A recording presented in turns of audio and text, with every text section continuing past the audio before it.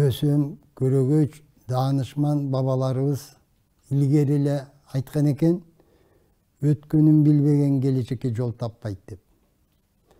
Тарыхыбызды унуткан үчүн 30 жыл эгемен доорунда келечекке жол таппай, улам артка кетип отурабыз. Кемеңгер Барсбек бабабыз 7-чи кылымда эле айткан экен, түз сүйлөгүлө, түз сүйлөбөсөңөр ооматыңар кетет. Тарыхты бекем кармагыла. Тарыхын унуткан эл болуп таанылбайт деген экен.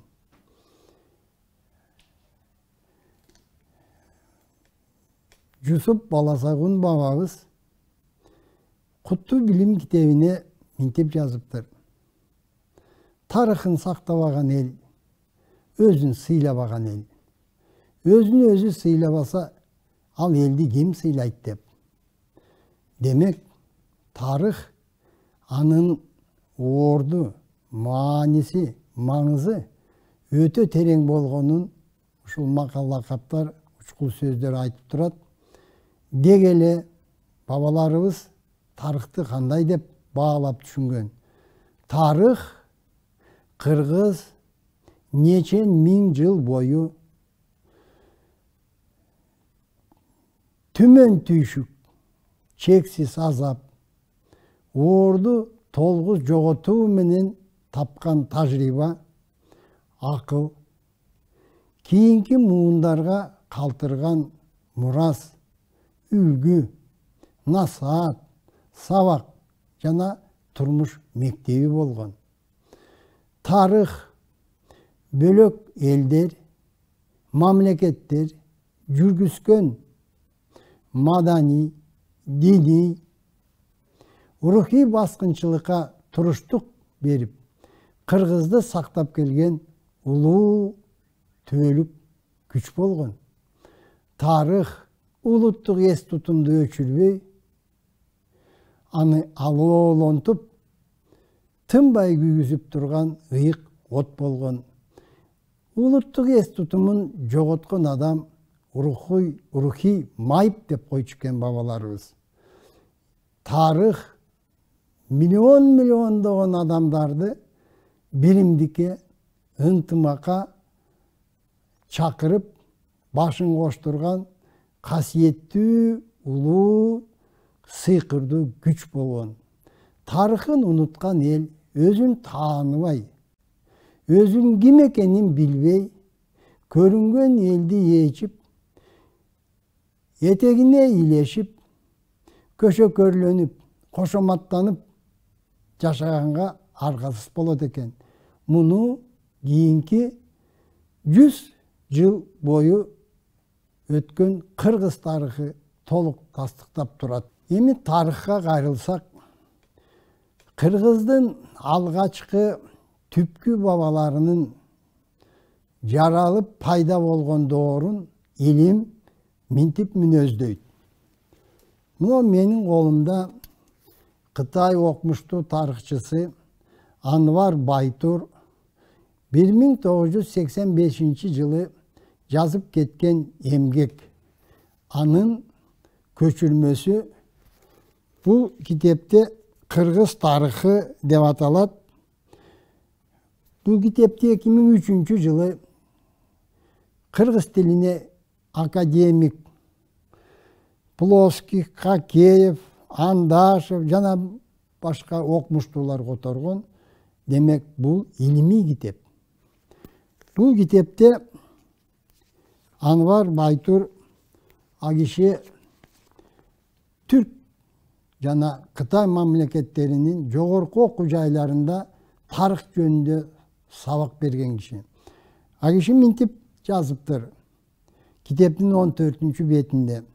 Тарыхый маалыматтарга негизделгенде, кыргыздар ата мекенибиздеги эң байыркы улуттардын бири болуп, алар эң мурда азыркы Батыш Сибирдеги Энесай дарыясынын башкы агымындагы райондор менен Тянь-Шань жана анын батыш жактарындагы Орто Азия райондорунда жашаган эң байыркы адамдардын урпактары болуп эсептелет. Бул райондордо алып барылган археологиялык табылгаларга караганда кыргыз элинин ата-бабаларынын тарыхы божомол менен мындан 300 000 жыл мурдагы байыркы таш кылымынын түпкүрүнөн башталат. Өзүнүн эмгегинде мындай корутундууду келтирген Анвар Байтур тарыхчы окумуштуу кайсы булактарга таянып жазганын көрсөткөн Мавзедун таңдалмалуу чыгармалары 584 бет, Хи Лузни, Батыш Азия, Индия жана Килиттин алгачкы заман тарыхы 1958 жылы чыккан китеп 62 бет, Ван Жылай, Орто Азия тарыхы 1980 жылы чыккан 9 бет, Сибир тарыхы 1 том 1911 жылы чыккан Казан шаарындагы китеп 6 бет, Türk тарыхы 1896 жылы Стамбул шаарынан чыккан 1 том 41 бет, Türk тарыхы 1 том ошол эле жылы чыккан Стамбул 120 бет. Демек, бул маалыматты толук илимий маалымат деп бышык айтсак болот. Дастан Сарыгулов, Кыргыз Республикасынын экс-мамлекет катчысы, мамлекеттик кызматтын 1-даражадагы мамлекеттик кеңешчиси, Кыргыз Республикасынын Жогорку Кеңешинин экс-депутаты, 12 китептин жана 17 эл аралык илимий эмгектердин автору. Эми бул археологиялык маалыматтарды тышкары илимдин бөлөк тармактары кыргыз тарыхы жөнүндө кандай маалымат берет? Палеолингвистика деген илим тил качан пайда болду, кантип өрчүдү, кантип өнүктү, тил жер жүзүндө кай жерде жаралып, кантип тарады деген суроону иликтеген тармак. Бул илим кеңири муногу 2 китепте чагылдырган. Эволюция человека Александр Марков, обезьяны, нейроны, душа жана эволюция человека, обезьяны, кости, гены деген 2 томдук китеп 2011 жылы Москва шаарынан чыккан. Палеолингвистика илими эмне деп аныктады? Эң алгачкы тил байыркы адамдарга мүнөздүү болгон мезгил 350 000-400 000 жыл мурун сөөктөрдө аныкталган тил гени далилдеп берген экен. Неандерталес адамдар тилди бир топ эле өздөштүргөн экен, бирок албетте бүгүнкү өрчүп өнүккөн деңгээлге ал убакта тил жеткен эмес. Себеби сүйлөө мүмкүнчүлүгү батыш тыбышты жаратып, ачык тыбышты жаратып, жабык тыбыш менен айкалыштар алган мүмкүнчүлүгүнө байланыштуу болгон. Андан тышкары адамдын мээсинде тилге байланыштуу бөлүкчөлөр өнүгүп, бара-бара нечен 100 000 жылда өрчүп, өсүп, анан азыркы деңгээлдеги тилге жол ачып берген экен. Демек, палеолингвистика илими эмне деп тыянак чыгарып атат? Алгачкы сөздөр кыска болгон, бир муунду болгон, сүйлөмдөр дагы кыска болгон, 5-6 сөздү өзүнө камтыган. Себеби адамдын мээсинде айтылган сөздөрдү сактап, эстеп кала турган бөлүкчө абдан начар өнүккөн үчүн алгачкы доорлордо тил ушундай мүнөздөмөгө ээ болгон экен. Бир муунду кыска, ачык тыбыш менен жабык тыбыштарды айкалыштырган мүмкүнчүлүккө байланыштуу.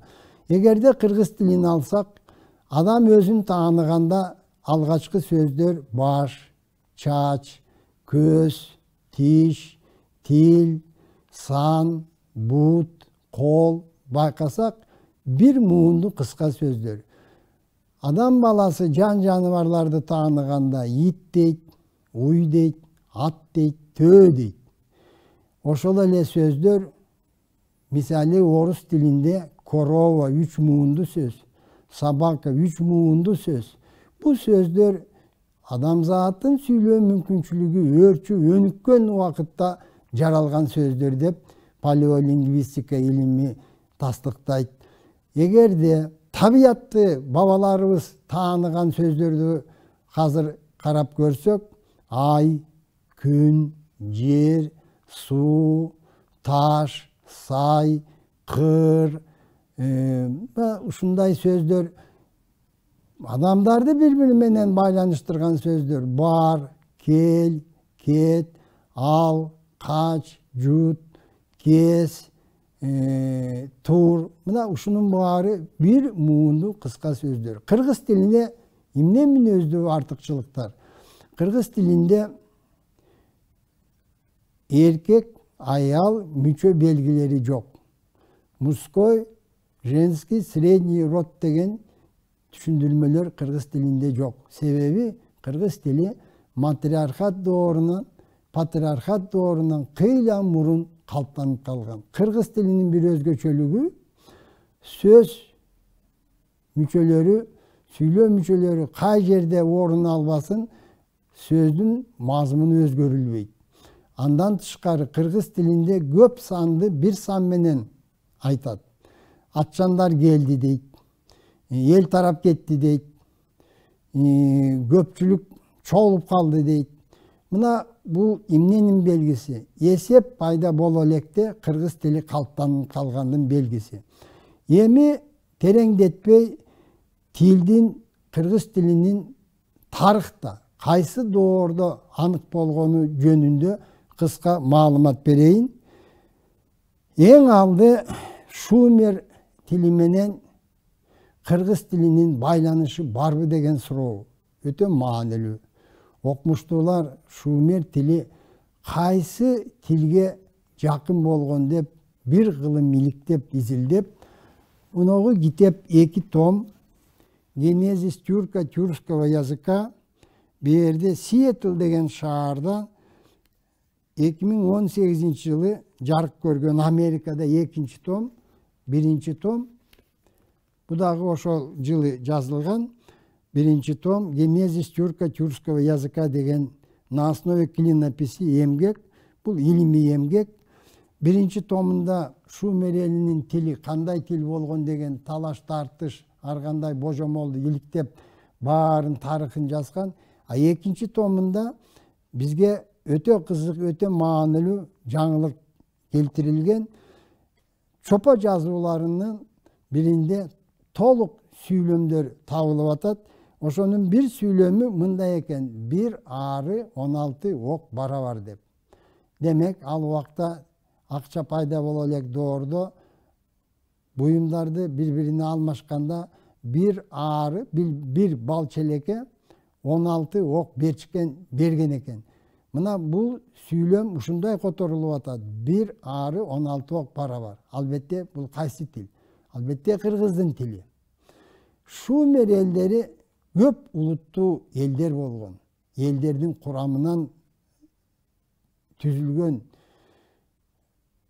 халк болгон. Ошонун арасында кыргыздын тили болуп, кыргыздын тили кеңири урунууга жеткен экен. Чопо жазуулардын мына сүрөтү келтирилет бу китепте. Ошону кантип окуган, кантип которгон, кайсы элге таандык экенин анык тастыктаган эмгек. Мындан тышкары Олжас Сулайманов белгилүү, илгери Союз убагында Азия деген китеп жазган окумуштуу акын. А киши мындай 1998 жылы Язык письма деген илимий чоң эмгек жараткан. Бул эмгекте эмне деп жазып атат а киши? А киши ачык эле жазып атат. Уй корова дейт, аяк нага дейт, катын жына дейт. Мындан тышкары а киши келтирип атат: көп сөздөр Misali Şumer neme, Şumer emne degen söz eken. Je bolboso men degen eken. Men, sen degen eken. İşi kılıp köp sözdördün oturup çopol orada mınağınday bozüydün süreti tartılganın öz emgeginde keltiret. Bu kişi toluk açık aytıp atat. Bu Kırgız dili. Şumer eli urungan til, bu Kırgız dili deyт. Мына кыргызское слово ор, попало в казахский еще в первом значении. Ор деген бұл мына алтын жана аурум деген сөз ошо ор деген кыргыз сөзүнөн пайда болгон экен деп жазып атат Олжас Сулайманов. Же болбосо ос рот деп турат бу жерде. Мына ушунун баары көлөмдүү китепте муну терең чечмелегенге убакыт да жок, муктаждык да жок. Бу киши ачык жазып атат. Шумер тили бул ошол түрк тилинин ичинен кыргыз тилине толук дал келет деп Шумер неме, Шумер эмне деген деп мына бу китепте далилдеп турат. Мындан тышкары мунау китеп. Бул Москвада чыккан 2010 жылы «Мета-история человечества». Сенсационное открытие ученых, поиск прародины человечества продолжается деген китеп. Кикишев деген окумуштуу жазган. Бул китепте биздин доордон 5000, 10000, 15000 жыл мурда анык болгон адамзаттын тарыхына тиешелүү маалыматтар келтирет. Бул жерде бул киши эмне деп жазат? Биз үчүн өтө маанилүү, көңүл бура турган. Бул киши мынтип жазат. Шумерский народ возник в Киргизской степи на границе между длинноголовыми древнейшими индоевропейцами и короткоголовыми туранцами. Спустившись с Алтайского склона и берегов реки Иртыш, они, обойдя южное побережье Каспийского моря, направились в Вавилонию. Доисторические судьбы Передней Азии деген эмгек Вестник древней истории 1940 жылы номер 3, номер 4 булагын көрсөтүп атат. Выявленный томским этнографом профессором Пелик шумерский миграционный след Приобье делает небезосновательным предположение о том, что прародина шумеров располагалась в Сибири на Алтае.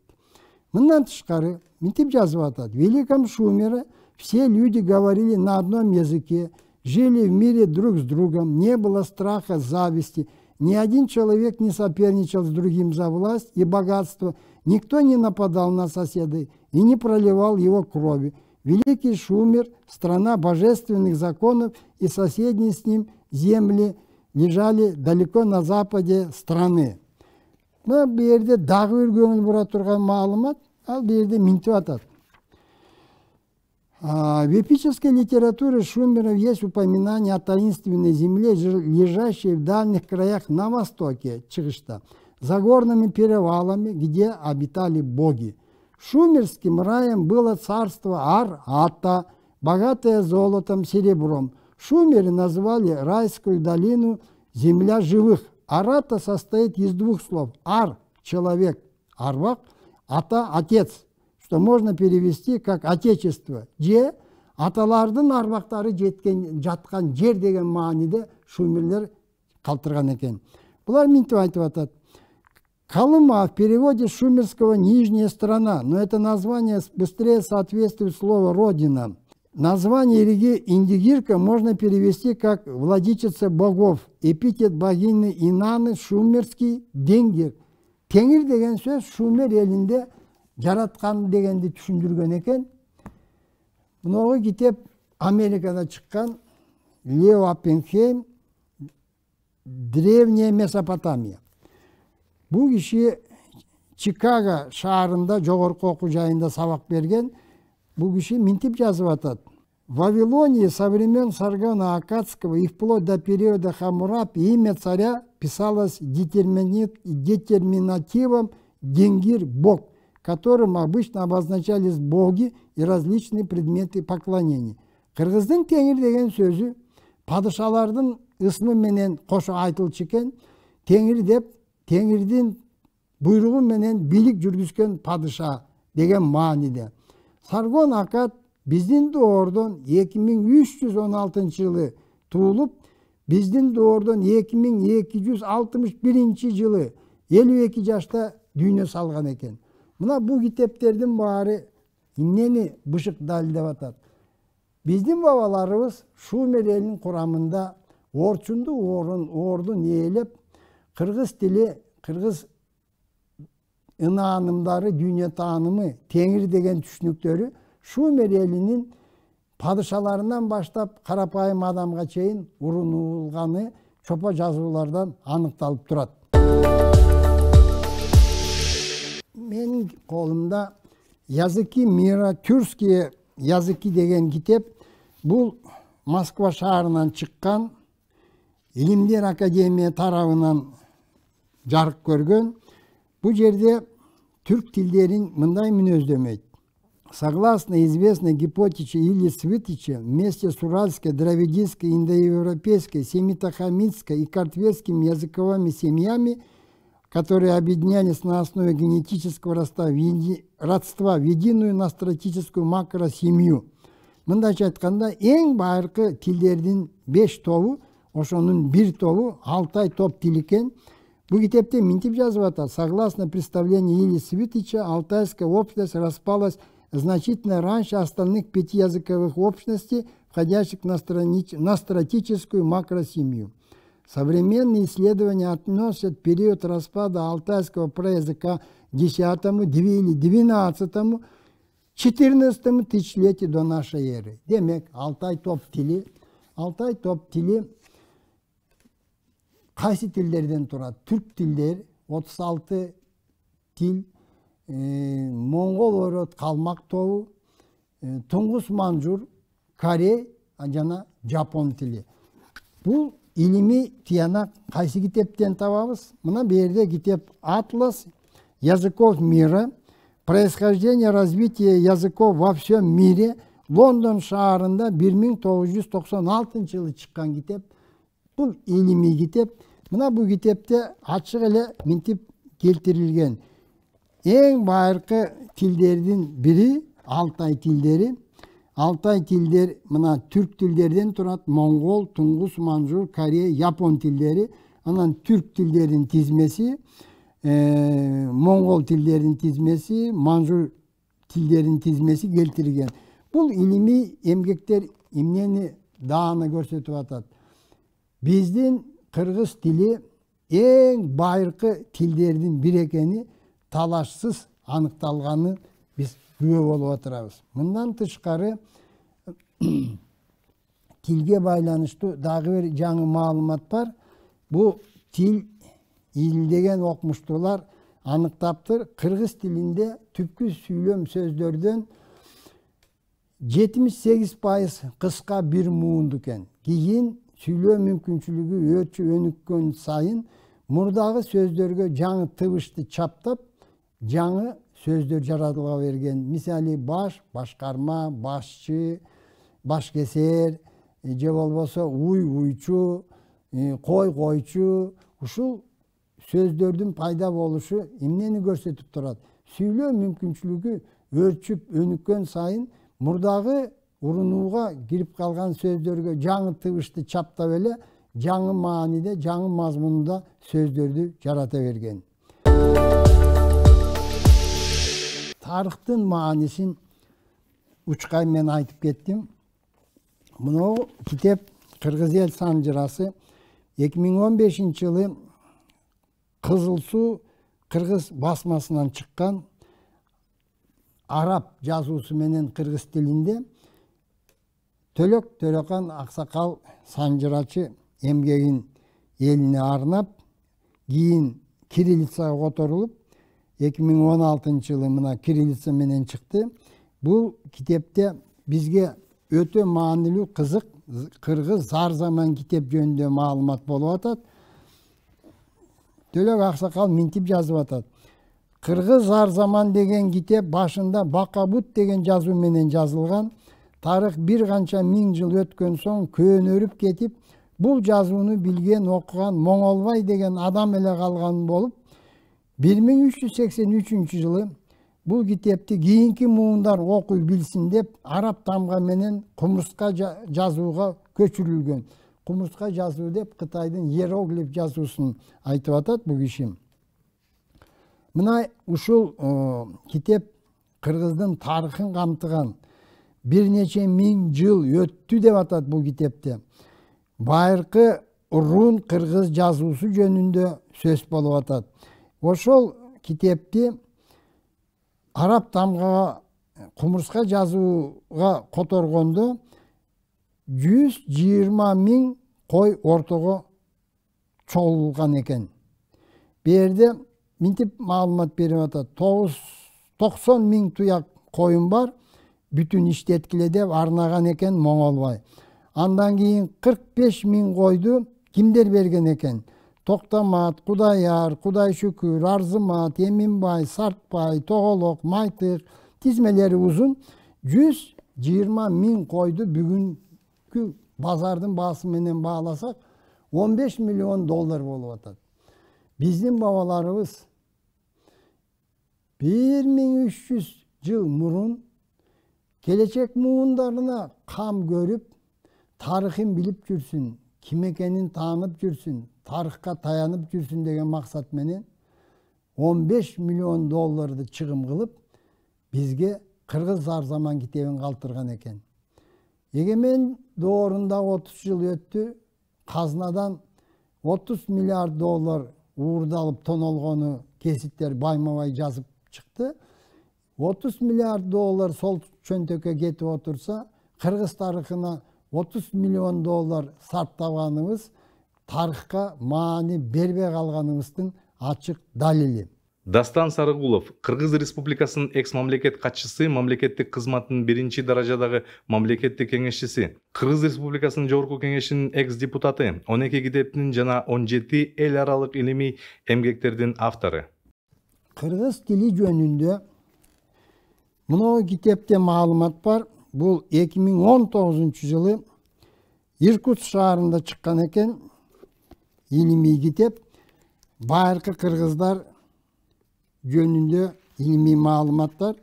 Бул китепте академиктер чыгарыптыр. Шабалов, Шабалова, научный редактор, тарых илиминин доктору профессор Кузнецов, рецензент тарых илиминин доктору профессор Пузыня Есинов дейт. Эми бу жерде көңүл бура турган маалыматты мен окуп эле коеюн, кандай жазылса ошондой угарман билсин. Переход. Мы уверены, что тюркскую группу народов алтайской семьи когда-нибудь назовут киргизской группой по имени народа, язык которого стал основой всей группы. Большинство гузов стали киргизоязычными, тюркоязычными по двум основным причинам деп тилдин артыкчылыгына көңүл буруп чечмелеген экен. 190 бетинде бул киши минтип жазат. Мы считаем, что все тюркские народы ведут свое происхождение от киргизов или напрямую, или путем ассимиляции, или они переняли киргизский язык, как, например, современные турки, узбеки и так далее. Так называемые тюркские народы должны быть названы по языку первооснове киргизскими. 2006 жылы Азербайжан элинин дүйнөлүк экинчи курултайына катышып отуруп, түрк парламентинин төрагасынын орун басары теги Азербайжан чоң жыйында мага кайрылып минтип айтты. Кыргыз билек болсо түрк тилдери манжалары.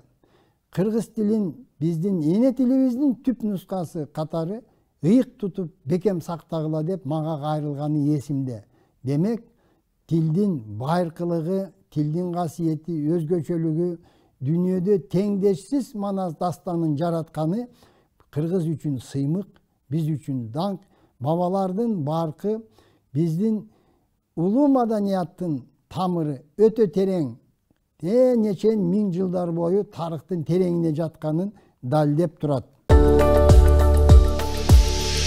Кыргыздын байыркы тарыхы дагы палеоастрономия илим аркылуу tasdiqtalып талашсыз даана анық болды.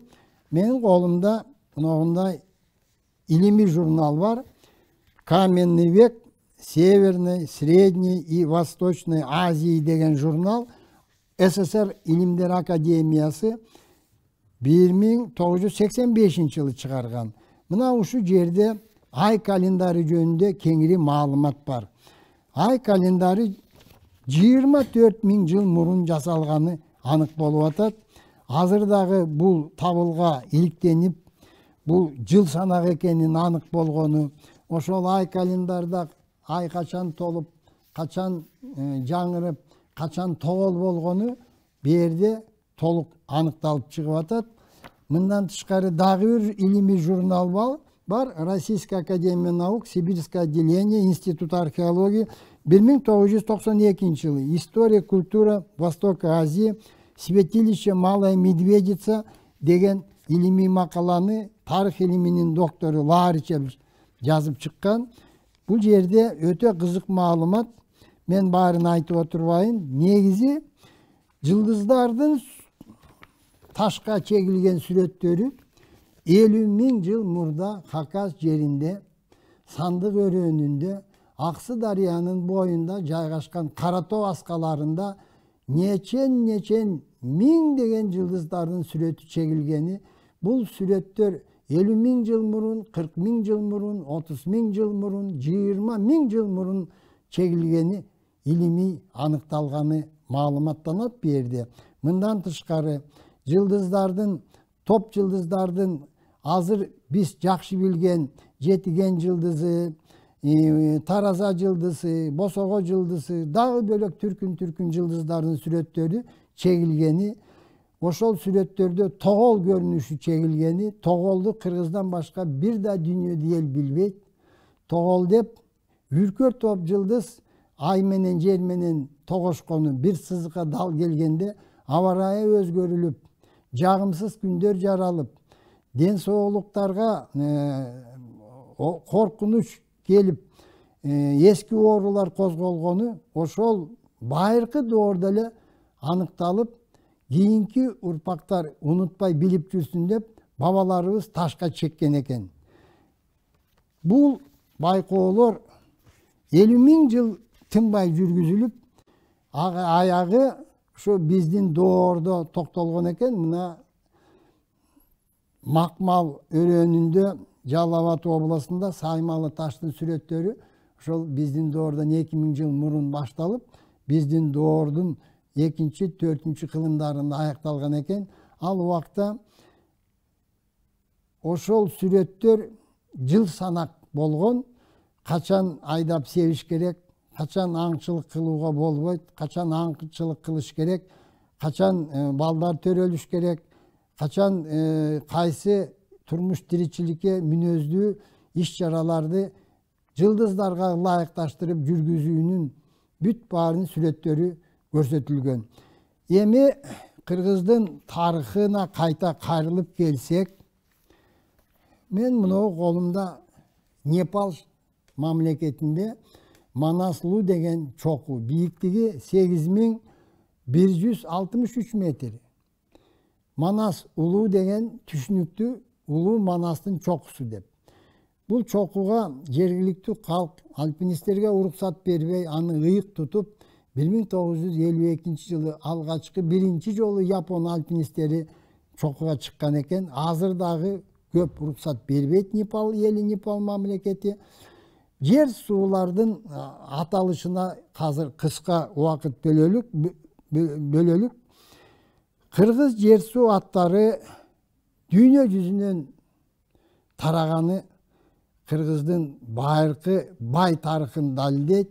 Баштаганда эле биз мынагу картага көңүл буралык. Бул карта 2005 жылы чыккан Хакас Республикасы деп.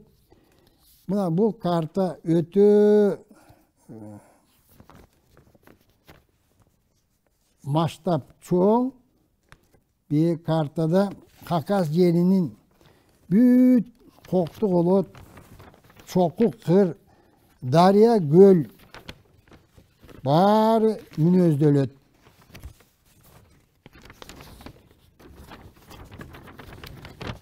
Кыргыздар Алтайдан, Сибирден көчүрүлүп, аяктан кеткенине 4 кылым болду. Бирок бүгүн дагы 95% жер суаттары кыргызча болуп турат. Мисалы, мен баарын тизмектеп отурганга убакыт жок. Суулар: Орок суусу, Жамбаш, Чүй, Узун кара суу, Уй кара таш, Үйкөк, Тыткескен, Турген, Тузак суу, Таштуу суу, Тогуз көл суу, 4-чү суу, Тик оюк суу, Талды булак, Талды суу, Тай өзөн суу, Кыргыз суу, Нарын, Күркүрө, Миң булак, Арашан, Алаш, Акташ, Коштал суу, Кош булак суу, Кочкорлук, Кара дарыя, Кызыл суу, Балыкчы суу, Балыктуу суу, Каракол. Муну дагы bir 100ден ашык дарыя суулар кыргызча болуп турат. Эгерде Чек суу, Каратеке суу, Узун кара суу, Тал суу, Ичке суу, Эн суу, Энесай, Кыйла суу, Ак суу, Балык суу, Бел суу, Оюн суу, Терең суу, Терим суу, Толгон Токой дарыяларынын баары кыргызча. Көлдөргө келсек: Кансору көлү, Жан көл, Жаман көл, Эр көл, Чиркей көл, Чалык көл, Чака көл, Уялуу көл, Үкөк көл, Узун көл, Таштуу көл, Кыргыз көл, Марал көл, Манас көл, Кош көл, Көксүү көл, Жаңгыз көл, Жалгыз көл, Жетик көл, Беш көл, Аюу көл, Акса көл, Арсөөк көл, Ак көл, Айры көл, Үчем көл, Узун көл, Туз көл. Толгон Токой көлдөрдүн аты кыргызча. Эгерде тоо кыр сайларга келсек: Чолок Чат сайы, Чептүү тоо, Чалкан сай, Үч өлөң кокту, Үч аркыр тоо, Уй түшкөн тоо, Узун көл ашуу, Түлкү тоо, Таш өзөн, Таштуу кыр, Таш дөбө, Сандык таш тоо, Салкын чоку тоо, Манас тоо, Мөндүр сөккөн ашуу, Кырсай чоку, Кызыл таш тоо. Бу дагы бир 30тай кыр, чоку, кокту колоттун аты кыргызча болуп турат. Демек, бөлөк ат болбогон соң Хакас кыргыздын түпкү байыркы төл мекени болгон. Ал жерде Төлөк Төрөкан Аксакалдын санжырасына ылайык кыргыз 15.000 жыл мекендеп байырлап жашаган. Жер суаттарынын баары талашсыз муну далилдеп турат. Ал эми Алтай Республикасынын көлү 2005 жылы чыккан картада берде 70% жер суаттары бүт кыргызча.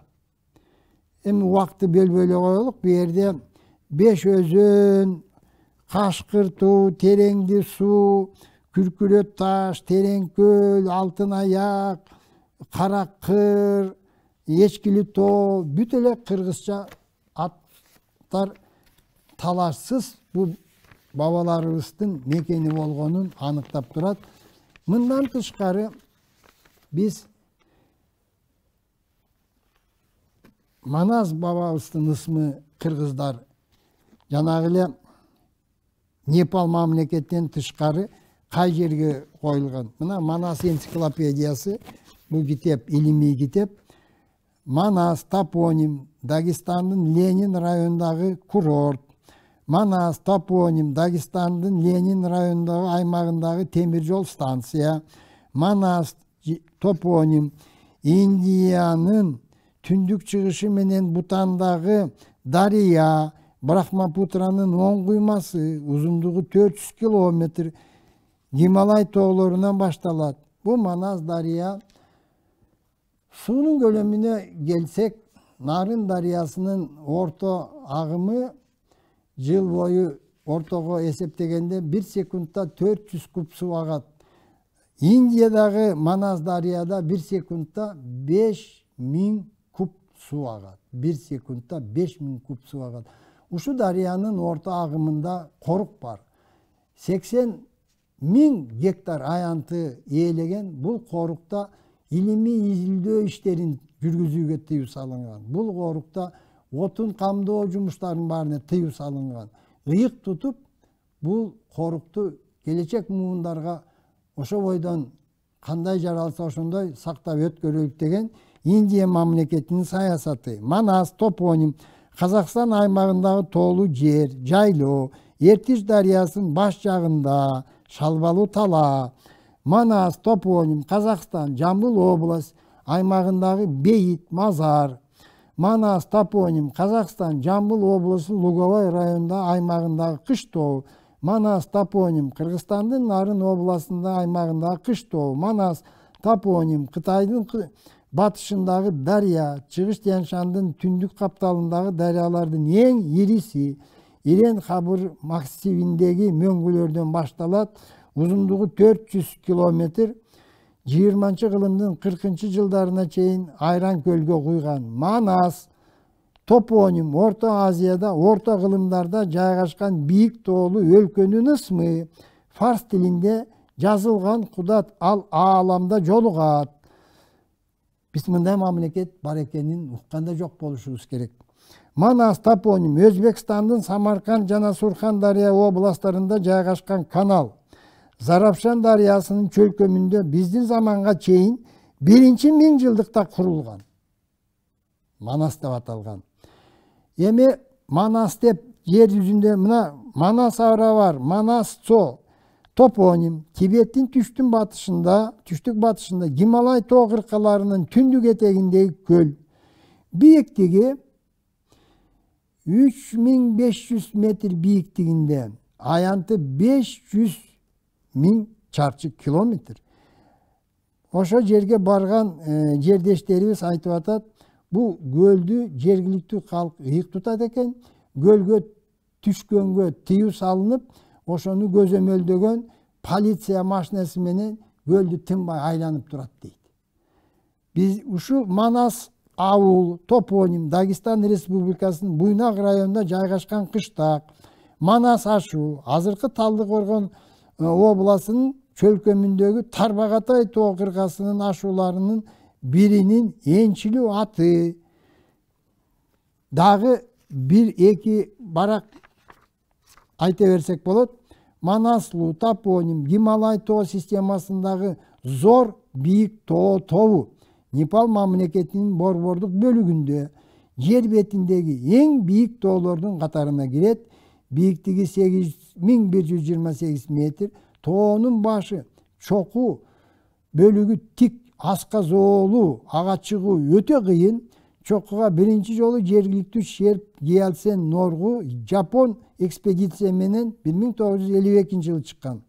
Тоону ыйык деп эсептеген Непал калкы ага чыгууга умтулган экспедицияларга каршылык көрсөтүп келишкен. Индия, Тибет элдеринде Манас ыйык деген мааниде мамиле кылынат. Манас кент топоним Дагестан ССР-ын Ленин районундагы кыштак.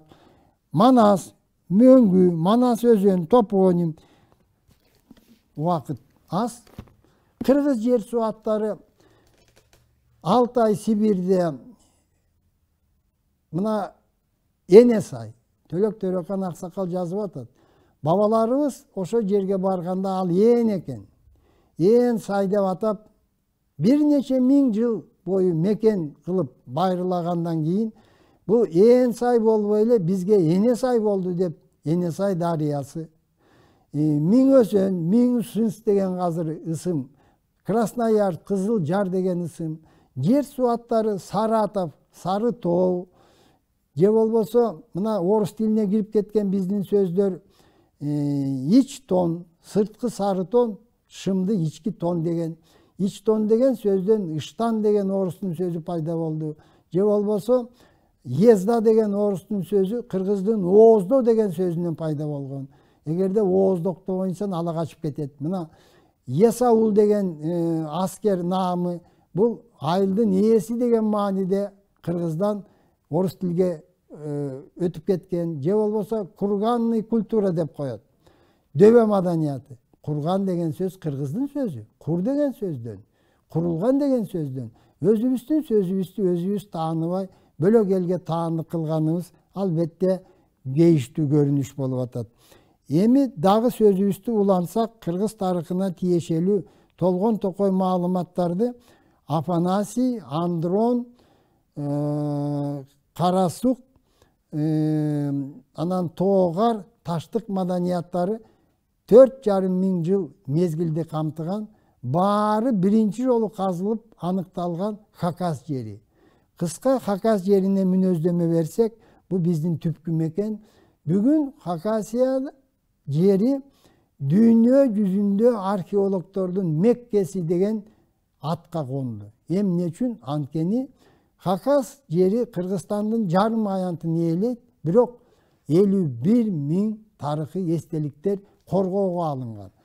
51 миң тарыхый эстеликтердин 30 миңден ашыгы федеральный мааниде, орус мамлекеттик деңгээлде коргоого алынган. Анын 22 миңи Египет маданиятынан кыйла байыркы. Мисалы, Сулек таш жазуусу деген түшүнүк менен биздин доордон 2,5 миң жыл мурун кыргыздарга таандык рун жазуусу асканын бийиктиги 600 метр, узундугу 110 метр бүт жазуу менен жазылган. Ал жерде Сулек жазуусу, Баяр жазуусу, Кашкулак жазуусу деген жазуулар дүйнөлүк мааниге ээ. Себеби ошондой эрте доорлордо жазуулар ушунча көлөмдүү аска ташка жазылган жазуулар сейрек кездешет экен. Андан тышкары 24 миң жыл мурун таштан жазалган ай календары дагы Алтай менен Хакасиянын жеринде табылган. Мындан тышкары Денисов пещера деп коет. Азыр Денисовдун адам баласынын Денис түрү деген түшүнүк болду. Денис үңкүрү дагы ошол Хакасияда аюу таш, аюулар байырлаган үңкүр деген мааниде Хакасияда жайгашкан. Узун кыр деген байыркы шаарлардын пайдубалы үстү урап калган. Пайдубалы 2 метр, узундугу 10 километр чоң шаарчанын калдыктары. Тарыхчылар аны казууга киришелек, себеби тарых илими дагы даяр эмес. Бул казуунун жыйынтыктарын илимий деңгээлде чечмелеп ыраатка келтирүүгө тарых даяр эмес деп анын казуусун токтотуп коюшту азыр. Хакас жери биздин түпкү мекен. Хакас жериндеги тарыхый эстеликтер биздин бабаларыбызга таандык, кыргыздарга таандык. Ошол дөбө маданиятын биринчи жолу казып 1921 жылы Теплоухов, Грязнов деген археологдор бирөөбү 46 жашында түрмөдө каза тапты. Себеби ушул дөбө маданияты кыргыздыкы деп жазып койгонун туура эмес, саясатка дал келбейт. Кийин жер талаш болсо кыргыздар биздин мекен деп чыгышы мүмкүн деген айып коюп, камаган, 10 жылга кескен, түрмөдө кайтыш болду. Бул дөбө маданиятында кыргыздарга таандык талашсыз эмнелер табылган? Биринчиден керки чот, кемер курлар, томпой чүкөлөр, аялдардын сүйөгү чачуштук менен коюлганы, куржундар, көкөрлөр, туш кийиздер, ала кийиздер, идиш аяктар териден жасалган. Мунун баары талашсыз кыргызга таандык экенин СССР Илимдер Академиянын академиги Киселев 1952 жылы көлөмдүү китеп жазып, мен ала келген жокмун. Ошол китепте ачык эле жазылган бул маданият кыргыз, байыркы кыргыз бабаларына таандык деп. Ушу менен бүгүн учка эле кыргыздын тарыхы жөнүндө палеострономия илими эмнени аныктады, Шумерге тиешелүү кыргыздын кандай мамилеси, кандай илимий байланыштары бар экенин мен кыска айтып бердим. Эми сөзүм аягында бир кызык илимий эмгекке мен көңүл бурайын. Мыногу колумдагы докторлук диссертациянын үзүндүсү «Профессиональный воин-батыр тюрко-персидской военной традиции». Орто кылымдарда жоокерлердин таймашуусу өтүп, мына көрсөтүп атат, кылыч ташып, найза сайышып, жаа тартышып. Анан после такого испытания его называли человеком, обученным кыргызу, подразумевая под этим словом профессиональное владение военным искусством. Люди, обученные кыргызу, занимались исключительно военным делом. Демек, улутуна карабай, Иран перс болобу, кыргыз болобу, бөлек улуттун өкүлү болобу. Эгерде ошо таймашууда жеңип чыкса, ага кыргыз деген ат койчу экен. Кыргыз деген ат жоопкерчиликтин туу чокусунун белгиси деген мааниде орто кылымдарда биздин бабаларыбыздын жоопкерчилик өнөрү дүйнө элдерге үлгү болуп, дүйнө элдеринин эң бийик чеберчилигин аныктаган сапатка жеткен экен.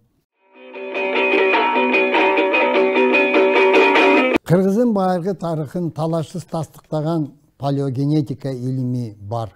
Палеогенетика илими илимдин жаңы тармагы акыркы бир 15 жылда зор ийгиликтерге жеткен. Менин колумда мына китеп турат, Труды Евразийского общества генетической генеалогии деген. Бул көлөмдүү китеп нускасы болгон эле 500 даана. 500 даана менен Европа, Россия, Орта Азия окумуштууларына жетти. Муну чечмелеп тереңдеп айтканга убакыт жок.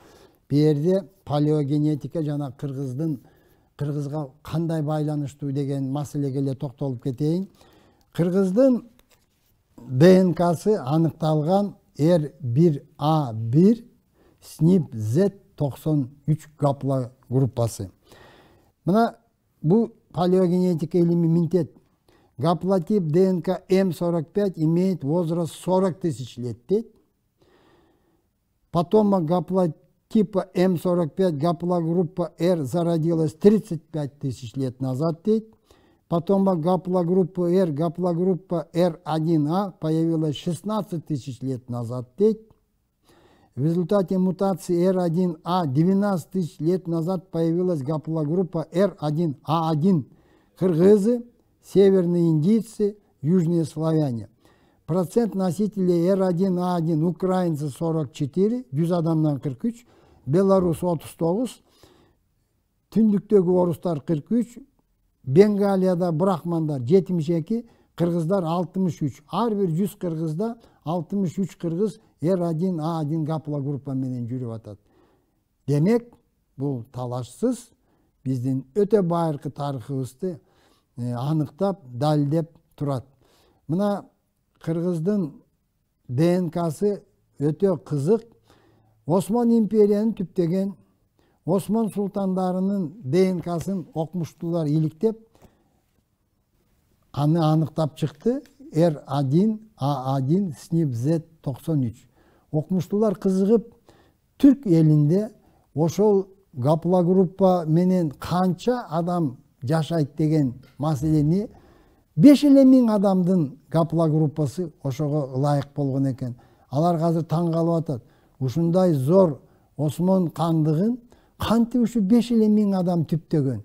Анан ал ДНКсы R1A1 SNP Z93 болуп атат. Жанагы Осман империясын түптөгөн Осман султанын такка отурулган сүрөтү Топкап музейинде Турцияда турат.